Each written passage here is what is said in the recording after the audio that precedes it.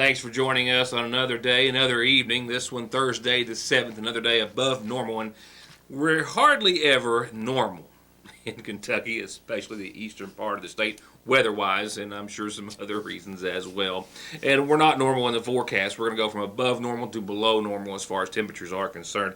We're going to do so as we are still seeing above normal temperatures all the way through late Saturday, then a strong cold front will give us some colder air, and then we'll go to below normal temperatures and conditions, and then a passing upper level disturbance or two or more will give us a chance of some flurries on and off. And another cold front Tuesday of next week could, for a few days thereafter, signify and give us some light accumulating snow. Much more to talk about weather-wise, as you can well imagine, but nowhere in the middle are we to be found right now in your forecast. On tonight's program, services have been set for former McGoffin County Judge Executive and McGoffin County Board of Education Chairman Bill May, and we'll speak with one of his closest friends this evening as we learn more details about his services as well. A few other reports, and a little more than $2 for every chance that you don't have, I guess I should say, in winning the Powerball lottery. There's been like an update coming every few hours today, and the latest numbers are staggering and the largest ever in U.S. history, I do believe. Scary money there. We've got a lot of other local news and information to pass along to you, including our first headline tonight, which is an update accompanied by a photograph from the Floyd County Times. But the Kentucky State Police have given us a little more information about what turned out to be a vehicle versus pedestrian accident that claimed the life of the pedestrian in Floyd County yesterday on Route 80. Very close to the 1 o'clock hour yesterday afternoon, Post 9's troopers responded to a collision on Kentucky Route 80 in Langley. Their preliminary investigation determined that Beverly Meade was traveling in her 2002 Dodge Stratus, and she was traveling west on Kentucky 80 when she struck 41-year-old Ricky Little of Weeksbury. The state police determined after their investigation that Little had just gotten out of a vehicle that was parked on Kentucky 80 and was trying to cross the highway. He sustained fatal injuries and was pronounced dead at the scene by Floyd County Deputy Coroner Chuck Hall. The accident happened only about 200 to 300 feet from the intersection of Route 777 and Kentucky 80. We're told Little was actually a passenger in a car with his parents when he got out of the vehicle. The cause of death was listed as blunt force trauma, pedestrian versus motor vehicle. The accident does remain under investigation by Trooper Ryan Lane of the Kentucky State Police. In an effort to find some sort of balance between safety on our highways and the protections afforded by the Constitution in regards to unreasonable searches and seizures. You may recall just last month, a couple of weeks ago, the Kentucky Supreme Court ruled that police failed in Marion County to sufficiently follow guidelines in setting up a roadblock that ultimately led to a DUI conviction. It was a divided court that ruled that the roadblock didn't meet a condition of being readily apparent to approaching motorists. And writing for the dissent, Chief Justice John Minton Jr. said that police failed to put up any warning signs informing vehicles on the approaching roadblock, and then officers then turned on their cruisers' emergency lights, but that wasn't enough to give adequate notice to motorists. Hence, the Kentucky State Police and other agencies across the state as well will be making further efforts or additional efforts to alert motorists to potential or planned DUI roadblocks or traffic safety checkpoints. And likewise, authorities now have to have the site approved, designated. A police supervisor has to be on scene, as well as the time, specific location, and the length of the planned stop or checkpoint has to be advertised. And it's Kentucky State Police from Post 9 issued a statement today saying that they will be conducting traffic safety checkpoints in the Post 9 area in all the counties they serve. They'll be checking for impaired drivers, children that are not properly restrained in child safety seats, and to inform the public about the use of seat belts. And they have a list of those areas that they will be doing so.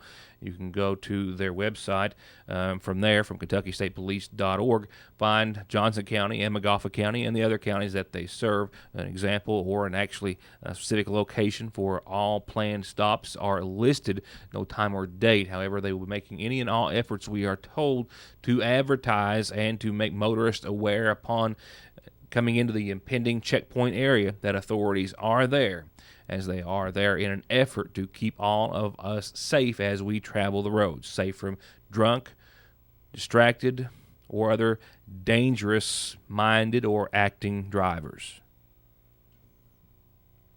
And you can always find out more information from the Kentucky State Police as far as announcements, investigations, and the like by once again going to KentuckyStatePolice.org. You can find out about services for Bill W. May, former judge and current Board of Education chairman, right after these messages. We'll also have other headlines to follow. Stay tuned. In a follow-up from last night's report on the passing of Bill W. May, I need to make a correction before we go any further.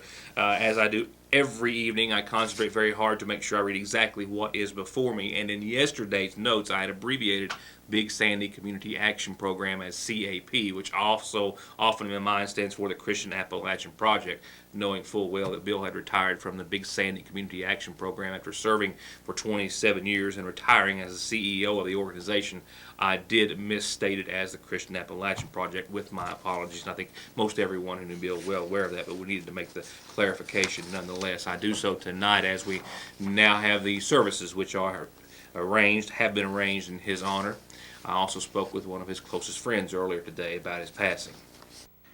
As services have been said in May's honor for this Saturday, I had a few moments today to sit and reflect with one of his closest friends, going all the way back to high school, who realizes just how much he'll be missed by himself and other members of the community. And H.B. Arnott also recalls that when he was first elected to county clerk back in '82 and needed some help with his office, which didn't have much money to hire any help, Bill May was the first call that he made. Now, that's the kind of fellow he was. And I'll tell you, the way I liked Bill, too, he was a straight shooter. If he told it, that's the way it was. He didn't care if you liked it, if you didn't like it. He told it the way it was. That's right. And when he was judge, let's just be honest. Look what this man done. He cured for the people. Look what he done to the park. He's one got the bridge over there. He done all the remodeling and things on the justice centers. Look at your courthouse down here, your justice center. That was all started. The health department up there, that big new building, that come under Bill May. All that stuff started. See, he loved the people of McGoffin County. And Arnott can recall speaking with May about how May knew he was going to be making some decisions that weren't popular, but what he believed would be the best for the county. Well, he had the nerve to do it. He said that he looked at it like this. The county was so far in debt that he had to do something about it. I think he didn't even have money to operate on it. So when he passed that 1% payroll tax, he made the people take and pay their delinquent taxes. And he just believed what he thought was right. And especially the garbage. The people weren't even paying their garbage bills. And he said, it's not going to be popular, but I'm going to do it.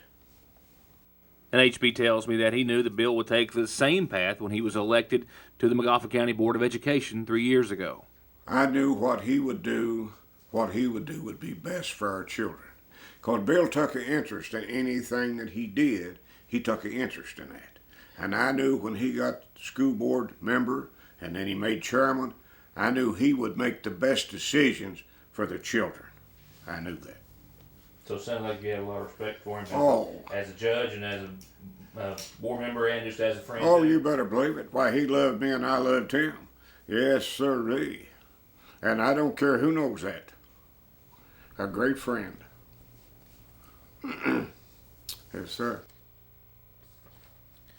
Services for Bill W. May, who passed away at the age of 74, have been said. I'll have some more information when we get to our funeral services in just a few moments. But visitation will begin after 1 o'clock tomorrow for the public, and then they will continue up until services begin Saturday at 1. So visitation beginning tomorrow at 1, services the following day on Saturday at 1 o'clock, all from the McGoffin County Funeral Home, with some more information when we reach our obituary listings in just a few moments. And on a related note, while Superintendent of Schools Stanley Holbrook told me yesterday they're in no hurry to see that the seat is filled, that there is a procedure that they will have to follow that will include notifying the Education Commissioner of Kentucky about the passing of the board chairman. They will then be asked to advertise for the submission of applications by anyone interested in the position. Those names will then be forwarded to the Education Commissioner for his selection and appointment. And that individual will serve in that capacity until a special election, which will be this coming November. Now, also during that election, 2 other school board seats will be on the ballot as well. Those currently held by David Smith and Minus Ray Held. A few announcements, actually starting with a few birthdays on tonight's McGoffin Farm Bureau community calendar. Let's see now, birthdays. Where are they? Here's the first of the birthdays, the birthday boy here. It's a happy 5th birthday today. A happy 5th birthday to Caleb Michael May. Happy birthday with a whole lot of love from Mom, Dad, Lakeisha, and Dakota. Happy 5th birthday today. He's Caleb Michael May, and he's 5. And I don't know how old Amanda Johnson is, but I know it's a birthday, actually birthday +1. This one came in yesterday, just a little late to get it on, but nevertheless, with a whole lot of love and a bit belated from Isaiah Connor, Jeremiah, Alexis, Bailey, and friends. Happy B-Day to Amanda Johnson. This afternoon from the Sayersville Waterworks, their boil water advisory that was issued for the Route 40 area from the residents of Johnny B. Holbrooks to the Falcon Post Office has been lifted officially as of this afternoon. You no longer need to boil your cooking or drinking water. It has been lifted for those residents in the Sayersville Waterworks and McGoffin County area. The McGoffin County Schools, as I referred to a moment ago, will be dismissing at 1 o'clock tomorrow. I think I included that in the report on the passing of Bill May. Nevertheless, in case I didn't, again, classes dismissing tomorrow at 1 o'clock in the McGoffin County school system in honor of services and visitation beginning at that time in honor of their McGoffin County Board of Education chairman. That is all schools in McGoffin dismissing tomorrow at 1 o'clock. Parents will need to, of course, make adjustments for parent pickup as to what time that will be. And our next blood drive in McGoffin County has been set. Drop the paper there, hang on. The McGoffin County blood drive will take place at the Sayersville IGA Plaza. It's not until next Wednesday. Thought I'd put it out there tonight to let you know and make some plans. I'll remind you, well, I guess tomorrow and Monday and Tuesday is all I've got to remind you, right? Wednesday, 1 till 5 next week in the Sayersville IGA Plaza. Which is also going to be the subject of some news before too long as to some changes that are coming to that particular part of the business district here in Sayersville. I'll get to that later. Right now, quick reminder, if you've got a calendar announcement, birthday, anniversary, or otherwise, send it to me. I'll tell everyone about it. You can get it in any way you like it, mail, phone, fax, email, Facebook, drop it off here at the studio. And remember to check out our website at yournewstoday.com. In case there's something you need to see again or may have missed it for the first time, you can catch it anywhere from any device at yournewstoday.com. Services are going to be held tomorrow in honor of 24-year-old Brad Lee Wallen of Old Lick Creek Road, who passed away on Sunday, the son of Kearney Wallen and Lisa Saylor. He's also survived by his son Dalton and fiancee Crystal Fitzpatrick. Once again, visitation continues this evening, and services will begin tomorrow morning at 11 from the McGoffin County Funeral Home. Services are also going to be held tomorrow at 1 o'clock in honor of 77-year-old Sandra Sue Dingus Reed of Grape Creek in Sayersville. She passed away on Tuesday's date, survived by her husband, Mitchell Noah Reed, sons Danny, David, and Jay, and daughters Suzanne Blanton and Mary Lou Sparks. Services once again tomorrow from the White Oak Pentecostal Church of God. And 74-year-old Bill W. May, former McGoffin County Judge Executive, has passed away. Besides serving in that capacity, he was also the one-time director of the Big Sandy Community Action Program, and upon his passing, served as the chairman of the McGoffin County Board of Education. He leaves behind his wife, Margaret Ann Warwicks May, their daughter, Libby May Abel, daughters Deborah Jean Willard and Melissa Denise Hassler, and son, Roger May. Visitation will start at 1 o'clock tomorrow for the public at the McGoffin County Funeral Home, and prior to services, which are going to be held at the that's the Sayersville Free Will Baptist Church. My apologies, I didn't have that understanding earlier. Services to be held Saturday at the Sayersville Free Will Baptist Church. That will begin at 1 o'clock, with visitation tomorrow after 1 at the McGoffin County Funeral Home. Burial will follow at the May Cemetery at Lakeville.